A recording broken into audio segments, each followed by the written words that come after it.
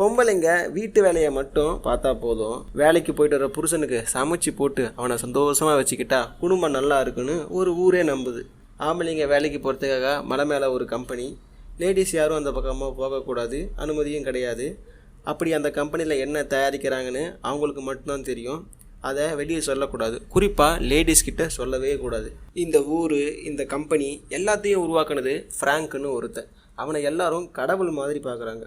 இங்கே தங்கி வேலை பார்க்குற குடும்பங்களில் ஒன்று தான் ஜாக்கும் ஆலிஸும். ஃப்ராங்கை ஒரு நாள் வீட்டுக்கு கூப்பிட்டு அவனுக்கு வேற விருந்து வைக்கணும். அவனுக்கு என்ன பிடிக்கும் பிடிக்காதுன்னு அவங்க டிஸ்கஸ் பண்ணிகிட்டு இருக்க தடன்னு பூகம்பம் வருது. வீடே அதிருது. இவனுங்க மலை மேலே செய்கிற வேலையால் அடிக்கடி பூகம்பம் வேற வந்து போகும். அப்படி என்னத்தை தான் பண்ணுறேன்னு யார் கேட்டாலும் சொல்ல மாட்டானுங்க. மதியம் சாப்பாட்டை கட்டிக்கிட்டு இவனுங்க வேலைக்கு போனால் ரிட்டன் வர நைட் ஆகிடும். அது வரைக்கும் லேடிஸ்லாம் என்ன பண்ணணும் தெரியுமா? வீட்டை சுத்தம் பண்ணணும், தரையை பலன்னு கண்ணாடி மாதிரி துடைக்கணும், கண்ணாடியை கண்ணுக்கு தெரியாத மாதிரி துடைக்கணும். அது முடிஞ்சதும் டான்ஸ் கிளாஸுக்கு போகணும். போயிட்டு வர பஸ் இருக்குது, டிக்கெட் எடுக்க தேவையில்ல, ஃப்ரீ தான். டான்ஸு சொல்லித்தரது ஃப்ராங்கோட பொண்டாட்டி ஷெல்லி. அந்த பிங்க் கலர் ட்ரெஸ் போட்டிருக்க பொம்பளை இந்த ஊருக்கு புதுசாக வந்திருக்கு. இந்த ஊரில் போலீஸ்லாம் கிடையாது, சிகப்பு கலர் சட்டை போட்ட ஆளுங்க இருப்பானுங்க. அவனுங்க தான் எல்லா வேலையும் பார்ப்பானுங்க.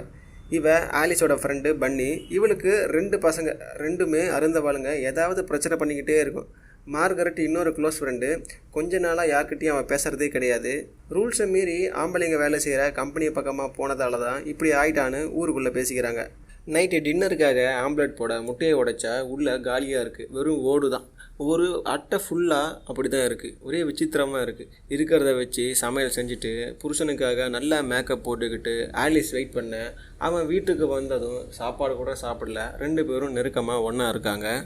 சில நேரம் நமக்கு பிடிச்ச பாட்டோட லைன் மறந்துடும். அப்போ என்ன பண்ணுவோம்? ஹம்மிங் பண்ணி பாட்டை கண்டுபிடிப்பேன்ல. அந்த மாதிரி ஆலிஸ் ரொம்ப நாளாகவே ஒரு பாட்டை கண்டுபிடிக்க போராடிட்டு இருக்கா. ஃப்ராங்க் வீட்டில் பார்ட்டி நடக்குது, எல்லாரும் அங்கே கூடியிருக்க.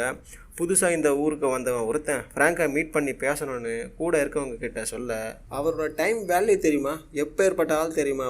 அவரோட கார்டனில் நிற்கிறதுக்கே ஒரு தகுதி வேணும். நீ இல்லை அவர்கிட்ட பேசணுமான்னு டென்ஷன் ஆகிறானுங்க. எல்லாரும் வந்த பிறகு ஃப்ராங்க் பேச ஆரம்பிக்க மார்கரெட் குறுக்க புகுந்து, நம்ம எல்லாரும் ஏன் இங்கே இருக்கணும், நம்மளை எல்லாம் ஏமாத்துறாங்கன்னு அவள் சொல்ல, அவளோட புருஷங்காரன் அவளை அங்கேருந்து கூட்டிகிட்டு போகிறான். எல்லாருக்கும் ஒரே குழப்பமாக இருக்குது, ஏன் இவ இப்படி பேசிட்டு போகிறான்னு. அவள் போன பின்னால் மார்கரெட்டுக்கு மனநிலை சரியில்லை. அவளுக்கு ட்ரீட்மெண்ட்டு போயிட்டுருக்கு, சீக்கிரம் குணமாயிடுவா. ஆனால் அவள் கேட்ட கேள்விக்கு பதில் சொல்லி தான் ஆகணும். நம்ம ஏன் இங்கே இருக்கனா, நம்ம நாட்டோட பாதுகாப்புக்காகவும் வளர்ச்சிக்காகவும் தான் கம்பெனியில் வேலை செய்கிறோம், அதுக்குண்டான பொருட்களை தயாரிக்கிறோம். நீங்கள் லேடிஸ் எல்லாம் வீட்டை சுத்தம் பண்ணி புருஷனுக்கு சமைச்சு போட்டு சந்தோஷமாக வச்சுக்கிறதும், சோர்ந்து போய் இருந்தால் உற்சாகப்படுத்துறதும் அவங்கள இன்னும் சிறப்பாக வேலை செய்ய வைக்கும். லேடிஸ், உங்ககிட்ட கேட்குற ஒரே ஒரு ரிக்வஸ்ட்டு, யாரும் அந்த கம்பெனி பக்கமாக மட்டும் போக வேணான்னு ஃப்ராங்க் பேசி முடிக்கிறாரு. இந்த கேப்பில் ஜாக் எங்கே போனான்னு தெரியல. ஆலிஸ் அவளை தேடி போகிறா. டாக்டர் கொடுத்த மாத்திரையை போட்டுக்க மாட்டேன், நான் நல்லா தான் இருக்கேன்னு மார்கரெட் அடம் பிடிக்கிறா. ஃப்ராங்கோட பெட்ரூமில் ஜாக் நின்றுட்டுருக்க, இங்கே என்ன பண்ணிகிட்ருக்குன்னு அவள் கிட்ட போக, அவன் முத்தம் கொடுத்து கிட்ட நெருங்கி வர, வேற ஒருத்தர் வீட்டில் இருக்கும், வீட்டுக்கு போய் பார்த்துக்கலான்னு சொல்லியும் கேட்காம அவன் நெருக்கமாக இருக்க, அவங்க 2 பேரும் ஒன்றா இருக்கிறத ஃப்ராங்க் பார்க்குறாரு.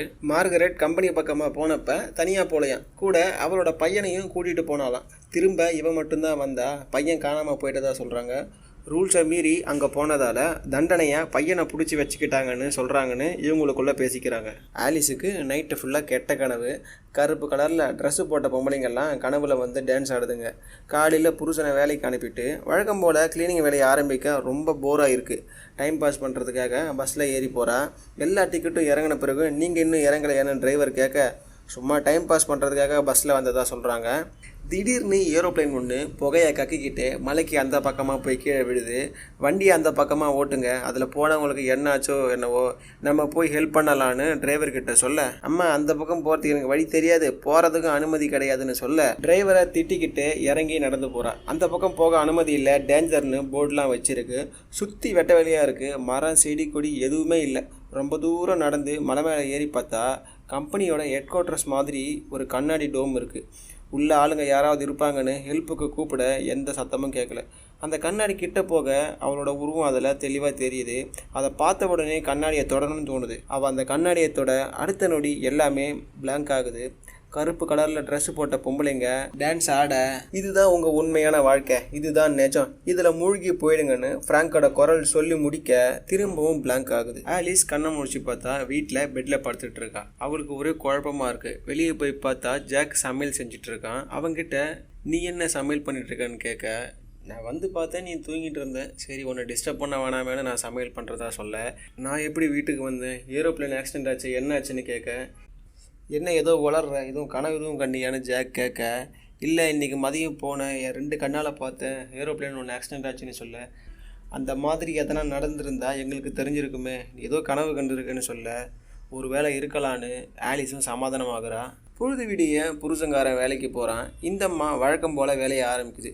கண்ணாடியை துடைக்க பின்னால் இருக்கிற செவரு நெருங்கி வந்து இவளை கண்ணாடியோடு அழுத்த இவளால் நகர முடியலை. அடுத்த செகண்டு எல்லாமே நார்மலாக இருக்குது. ஆலிஸுக்கு குழப்பமாக இருக்குது, இது உண்மையா இல்லை கற்பனையான்னு.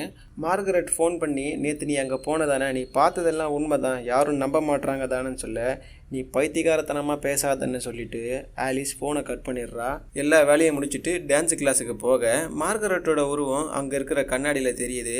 அவள் கண்ணாடி கிட்ட நெருங்கி வந்து டம்முன்னு நெத்தியில் இடிச்சுக்கிட்டு அவள் காயப்படுத்திக்க, அதை பார்த்து ஆலிஸ் கத்துறா. அடுத்த செகண்டு பார்த்தா எல்லாமே நார்மலாக தான் இருக்குது. அங்கே இருக்கவங்க எல்லாரும் ஆலிஸை பார்க்க அவளுக்கு அசிங்கமாக போச்சு. நம்மளுக்கு என்னமோ ஆயிடுச்சுன்னு அங்கேருந்து பயந்து வீட்டுக்கு ஓடுறா. மார்கரெட் அவளோட வீட்டு மேலே நின்றுட்டுருக்கா. அவள் கையில் கத்தி இருக்குது. அந்த கத்தி எடுத்துக்கிட்டு அவள் கழுத்துக்கிட்ட கொண்டு போக அவசரப்பட்டு எதுவும் பண்ணாதுன்னு ஆலிஸ் சொல்கிறா. ஆனால் அவள் கழுத்தை அறுத்துக்கிட்டு பொத்துன்னு கீழே விழ அவளை நோக்கி ஆலிஸ் வேகமாக போக எங்கே இருந்தானுங்கன்னு தெரில. திடீர்னு அந்த சகப்பு சட்டைக்காரனுங்க வந்து ஆலிஸை குண்டு கட்டாக தூக்கிட்டு போகிறானுங்க. அதுக்கப்புறம் மார்கரெட்டுக்கு என்ன ஆச்சுன்னு தெரியல. ஜாக் வீட்டுக்கு வந்ததும் 2 பேருக்குள்ளே சண்டை நடக்குது. மார்கரெட் கழுத்தை தான் அறுத்துக்கிட்டான்னு ஆலிஸ் சொல்ல, இல்லை இப்போ வீட்டுக்கு வர்றதுக்கு முன்னால் ஹாஸ்பிட்டலுக்கு போய் அவங்கள பார்த்துட்டு வந்தேன், வீட்டு வேலை செய்யும் போது ஆக்சிடென்ட் ஆச்சுன்னு தான் அவங்க சொன்னாங்கன்னு. பைத்தியம் மாதிரி எதையாவது கற்பனை பண்ணிகிட்டு இருக்காதுன்னு ஜாக் திட்டிட்டு போகிறான். டிவியில் ஒரு பொண்ணு ஸ்விம்மிங் பூலில் குளிச்சிட்ருக்கு. அது தண்ணிக்குள்ளே மூழ்கி உள்ளே போக அடுத்த செகண்டு ஆலிஸ் தண்ணிக்குள்ளே முழுகிட்டே போகிறா. கையை காலை ஆட்டுறா மேலே வரதுக்காக. அடுத்த செகண்டு பார்த்தா வீட்டில் தான் இருக்கா. ஒரே குழப்பமாக இருக்குது. காய்கறியை தட்டில் வச்சு பேக் பண்ணுற கவரை தலையில் சுற்றிக்கிறா. என்ன பண்ணுறேனே தெரியாமல் மூச்சு விட முடியாமல் போகும்போது தான் தெரியுது அவள் என்ன பண்ணி வச்சுருக்கான்னு. மறுநாள் காலையில் டாக்டரை கூப்பிட்டு செக் பண்ண ப்ரெஷர்லாம் பார்த்துட்டு எல்லாம் நார்மலாக தான் இருக்குது, ரொம்ப ஸ்ட்ரெஸ் பண்ணிக்காதீங்கன்னு சொல்கிறாரு. மார்கரெட் கத்தியால் கழுத்து அறுத்து கட்டதை பார்த்ததுலேருந்து தான் டாக்டர் இப்படி ஆகுதுன்னு ஆலிஸ் சொல்ல, அவளுக்கு நடந்தது ஆக்சிடெண்ட்டு, கண்ணாடி க்ளீன் பண்ணும்போது அடிபட்டுச்சு, நீங்களாம் எதையாவது கற்பனை பண்ணிக்காதீங்க, ஸ்ட்ரெஸ்னால தான் இப்படிலாம் நடக்குது, நான் மாத்திரை எழுதி தரேன் அதை போட்டுக்கோங்கன்னு சொல்ல, மாத்திரைலாம் வேணாம் டாக்டர். மார்கரெட் இப்போ எப்படி இருக்கான்னு டாக்டர்கிட்ட ஆலிஸ் கேட்க, ஃபிசிக்கலி நல்லா தான் இருக்கா, ஆனால் மென்டலி அன்ஸ்டேபிள், அதனால் அவளோட புருஷனால் இங்கே வேலை செய்ய முடியாது, ட்ரீட்மெண்ட்டுக்காக அவங்க ஊரை விட்டு வெளியே போனதாக சொல்கிறாரு. டாக்டரோட பேக்கில் மார்கரெட்டோட மெடிக்கல் ரிப்போர்ட் இருக்குது. அதில் செக்யூரிட்டி ரிஸ்க்குன்னு வேலை எழுதியிருக்கு. அந்த ஆள் பேக்கை மறந்து விட்டுட்டு போக அந்த ஃபைலை மட்டும் எடுத்து மறைச்சி வச்சுட்டு அவங்க போன பின்னால் அதை திறந்து பார்த்தா எல்லாமே கருப்பு மையால் மொத்தமாக அடித்து வச்சுருக்கு. ஒரு இன்ஃபர்மேஷனை கூட தெரிஞ்சுக்க முடியலை. 2 கண்ணால் பார்த்த எல்லாத்தையும் கற்பனைன்னு சொல்கிறானுங்க. அப்போ எது தான் உண்மைன்னு ரொம்ப குழப்பத்தில் இருக்கா. Evening family get together party நடக்குது. அதில் ஒரு பொம்பளை ஆரம்பத்தில் வந்து டான்ஸ் ஆட, அந்த பொம்பளையை பார்த்தா அது ஆலிஸ் ஹெட் குவார்ட்டர்ஸோட கண்ணாடியை தொட்டப்ப அவள் பார்த்தா பொம்பளைங்களில் ஒருத்தர் மாதிரியே இருக்கா. அது கனவுன்னு தானே ஜாக் சொன்னான். அப்புறம் எப்படி நிஜத்தில் அந்த பொம்பளை இருக்க முடியும்னு குழப்பத்தில் பயம் அதிகமாகி கண்ணு கலங்குது. ஜாக்கு கையை பிடிச்சிக்கிட்டு சின்ன குழந்தை மாதிரி வீட்டுக்கு போகலாம் வான்னு அவள் அடம் பிடிக்க, அந்த நேரம் ஃப்ராங்க்கு ஜாக்கை மேடைக்கு கூப்பிட்டு அவனுக்கு ப்ரமோஷன் கொடுக்குறான். ஆலிஸ் அழுதுகிட்டே இருக்கிறத பார்த்த பண்ணி அவளை விசாரிக்க நடந்த எல்லாத்தையும் சொல்ல அவன் நம்பலை. எல்லாரும் இங்கே பார்ட்டியில் பிஸியாக இருப்பாங்க, நம்ம கார் எடுத்துக்கிட்டு ஹெட் குவார்ட்டர்ஸுக்கு போகலாம், அங்கே போனால் நான் சொன்னது உனக்கு உண்மைன்னு புரியும்னு சொல்ல, உன் புருஷனுக்கு அங்கே ப்ரமோஷன் கொடுத்துட்ருக்காங்க, நீ இந்த மாதிரி ஏதாவது பைத்தியக்காரன் தானே பண்ணிட்டு இருந்தா அவனோட வேலை போயிடும், அவன் வாழ்க்கையை கெடுக்க போறியான்னு பண்ணி திட்டிட்டு போகிறான். ஜாக் ப்ரமோஷன் வாங்கினதுக்காக மறுநாள் வீட்டில் பார்ட்டி வைக்க எல்லாரும் வராங்க. ஆலிஸ் ஜூஸ் ரெடி பண்ணிகிட்டு இருக்க அவகிட்ட ஃப்ராங்க்கு போய், நீ என்ன சொன்னாலும் ஜாக் நம்ப மாட்டான்ல, அதை நினச்சா வருத்தமாக இருக்குது, உன்னோட க்ளோஸ் ஃப்ரெண்டு பன்னி கூட நேற்று நீ சொன்னது நம்பலைல்ல, மார்கரெட் உனக்கு கால் பண்ணப்போ அவள் சொன்னதை மட்டும் நீ நம்பலை, இப்போ மட்டும் எப்படி உன்னை எல்லாரும் நம்புவாங்கன்னு அவளை தூண்டி விட்டுட்டு போகிறான். ஆலிஸுக்கு கோபம் மண்டைக்கு ஏறுது. எப்படியாவது இவனை பழி வாங்கி அவன் முடிவு பண்ணுறா.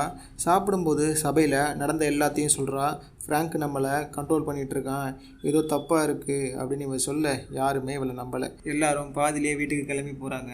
போகும்போது ஜாக்கை பார்த்து உன் பொண்டாட்டிக்கு அதிகமாக செல்லம் கொடுத்து கருத்து வச்சிருக்கேன்னு ஃப்ராங்க்கு அவனை தூண்டி விட்டுட்டு போகிறான். எல்லார் முன்னாலேயும் என்னை அசிங்கப்படுத்துறேன்னு ஜாக்கு புலம்புறான். இங்கே ஏதோ தப்பாக இருக்குது, நம்ம வேற எங்கேயாவது கூட போய் பொழைச்சிக்கலான்னு ஆலிஸ் அவனை கன்வின்ஸ் பண்ண இந்த ஊரை விட்டு போகிறதுக்காக 2 பேரும் முடிவு எடுக்கிறாங்க.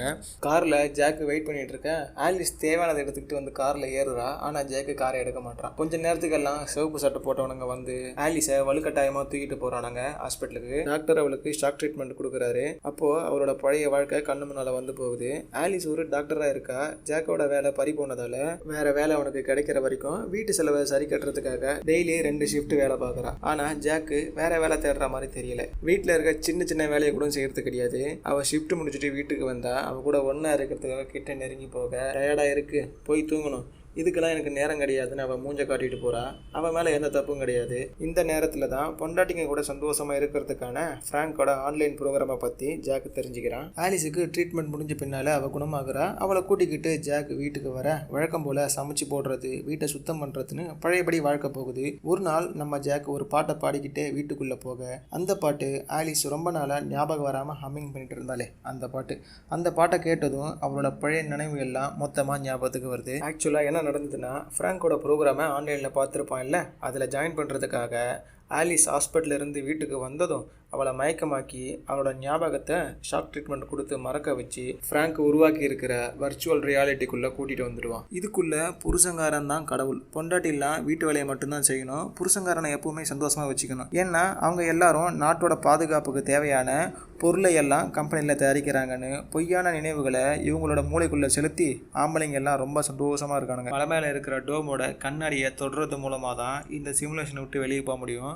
ஆலிஸுக்கு பழசெல்லாம் மொத்தமாக ஞாபகம் வந்ததால் ஜாக்கோட சண்டை போட்டுறா. ஒரு கட்டத்தில் கை கலப்பாக்கி ஜாக்கோட மண்டையை கண்ணாடி கிளாஸால் அடித்து உடைக்க அவன் அங்கேயே செத்து போகிறான். அந்த நேரம் அங்கே வர பண்ணி ஜாக்கோட நிலைமையை பார்த்ததும் ஆலிஸை தப்பிச்சு போக சொல்கிறா. இந்த சிமுலேஷனுக்குள்ளே ஆம்பளைங்க செத்தா நிஜ உலகத்துலேயும் செத்து போயிடுவாங்களாம். சகப்பு சட்டக்காரங்க வரதுக்குள்ளே தப்பிச்சு போயிடுன்னு ஆலிஸ் கிட்ட சொல்கிறா.